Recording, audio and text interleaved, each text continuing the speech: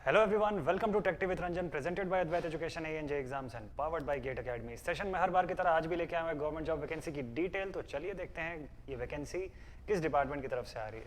तो ये जो वैकेंसी आ रही है that is coming right away from PGCIL limited, यानी कि power grid corporation of India limited की तरफ से ये वैकेंसी आ रही है।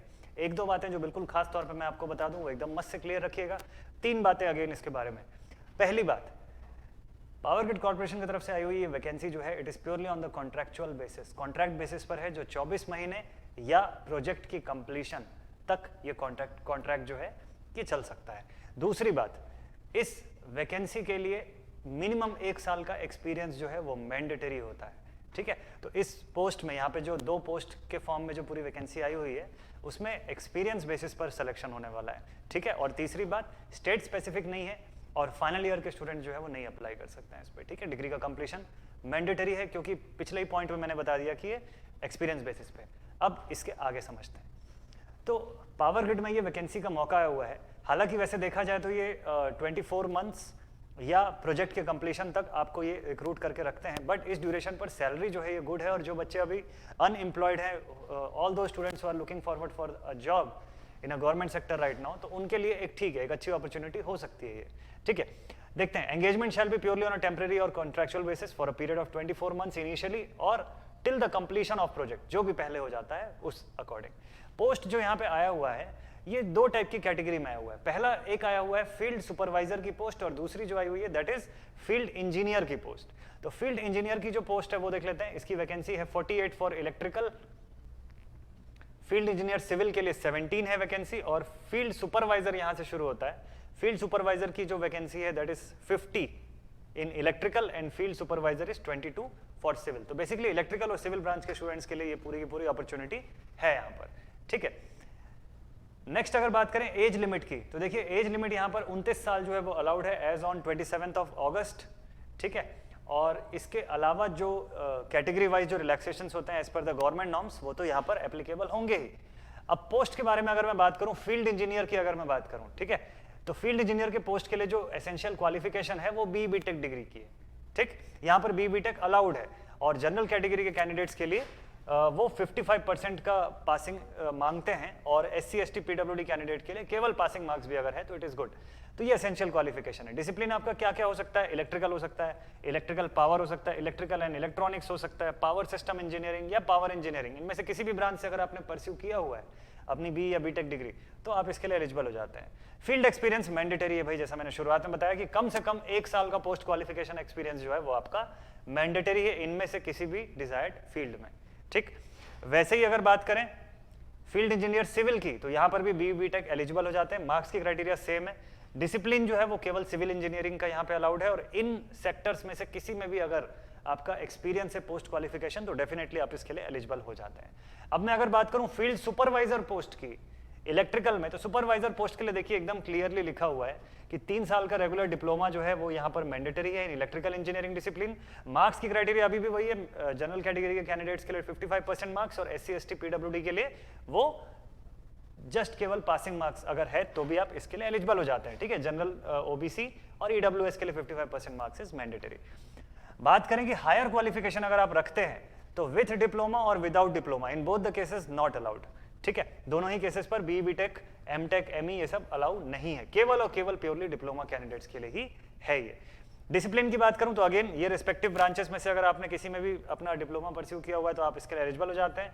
एक्सपीरियंस की बात करें तो इतने सेक्टर्स के अंदर आपको कम से कम 1 साल का एक्सपीरियंस जो है वो होना कंपलसरी होता है। Exactly same condition field supervisor civil के लिए भी है। यहाँ पर भी हायर क्वालिफिकेशन नॉट अलाउड है, केवल डिप्लोमा क्वालिफिकेशन जो है वो अलाउड है, और इसमें भी इन रिस्पेक्टिव फील्ड्स में से किसी में भी आपका पोस्ट क्वालिफिकेशन 1 साल का एक्सपीरियंस जो है वो मांगा हुआ है यहाँ पर। ठीक है, कंपनसेशन बेनिफिट्स अच्छे खासे हैं। अगर आप इस पोस्ट की बात करें तो कॉन्ट्रैक्ट पर्सनल्स को रेम्यूनरेशन जो पे होगा वो 30,000 से लेके 1,20,000 के बीच में पे होगा पर मंथ।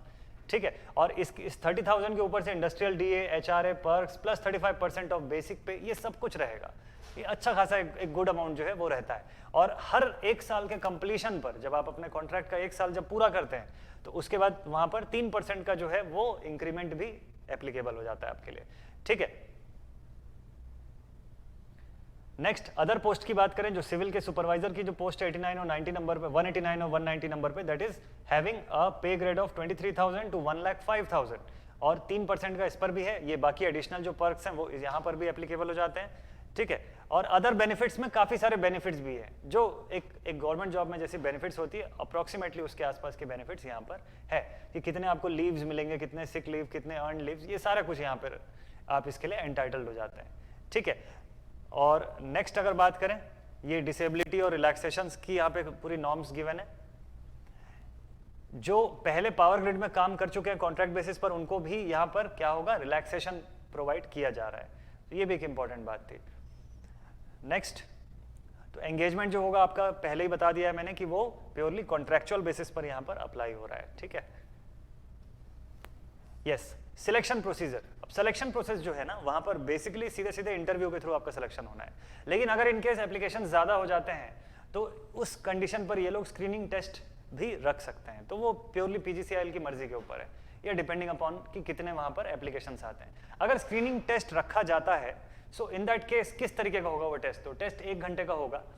सेक्शंस क्या क्या होंगे, 2 सेक्शन में डिवाइडेड होंगे। पहला होगा टेक्निकल नॉलेज टेस्ट, जहां 50 क्वेश्चन इंजीनियरिंग के सिलेबस के होंगे आपके रिलेवेंट डिसिप्लिन के, और एप्टीट्यूड टेस्ट होगा जहां पे 25 क्वेश्चन होंगे आपके एलआर के, data interpretation, comprehension, vocabulary, data sufficiency and numerical ability के, ठीक।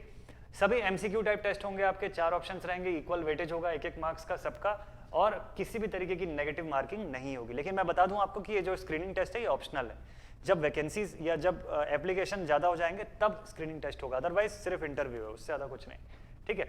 क्वालिफाइंग मार्क्स का भी क्राइटेरिया यहाँ पे दिया हुआ है कि 40% होगा for unreserved including the EWS and 30% for reserved vacancies, ठीक। फिर इस टेस्ट के बाद जो बच्चे जो हैं जो क्वालिफाई कर जाएंगे इस टेस्ट को, उनको शॉर्टलिस्ट करके बुलाया जाएगा for interview in their performance in screening test के बेसिस पर, ठीक है। और फिर मेरिट जो ड्रॉ होगा वो अल्टीमेटली इंटरव्यू के बेसिस पर ही मेरिट परसेंट बनेगा, ठीक है। तो आपको इंटरव्यू तक पहुंचाने के लिए केवल वो स्क्रीनिंग टेस्ट हो सकता है ऑप्शनली, ठीक। अदरवाइज पूरा का पूरा जो आपका सिलेक्शन होगा वो उस इंटरव्यू के ऊपर ही बेस्ड होगा।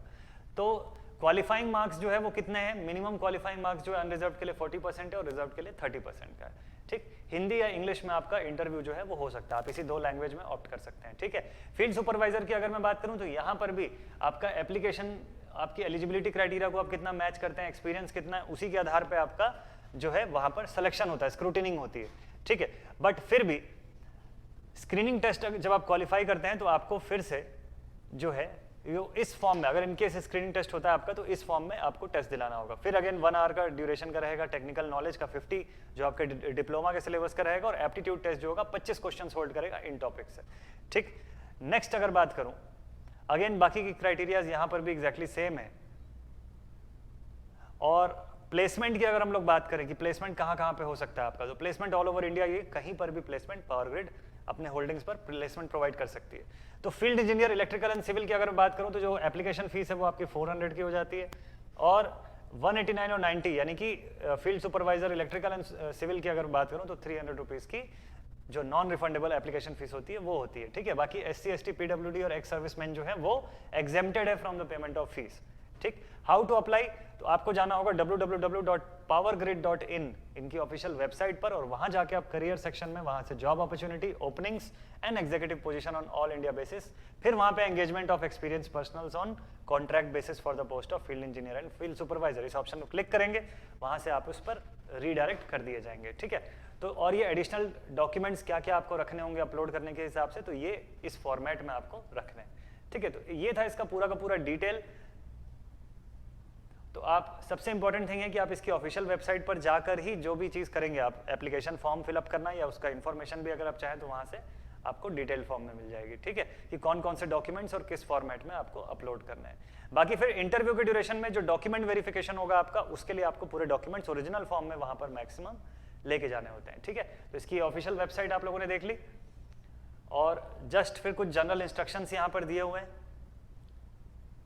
After these general instructions next thing है फाइनल डेट्स।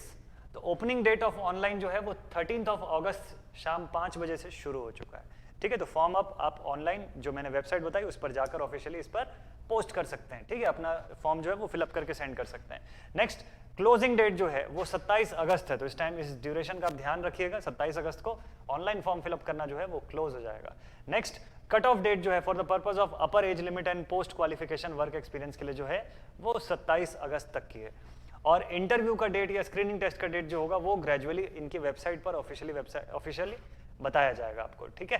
तो this was all about this detail. I hope कि पावर ग्रिड की जो ये वैकेंसी आई है भले कॉन्ट्रैक्चुअल बेसिस पर है, बट कई सारे बच्चे जो अभी जॉब की जो तलाश कर रहे होंगे उनके लिए बेनिफिशियल साबित होगा। मिलते हैं आप सभी स्टूडेंट से अगले सेशन पे, फिर किसी नई गवर्नमेंट जॉब वैकेंसी की डिटेल लेके आप सभी के पास आऊंगा मैं। Thank you very much students.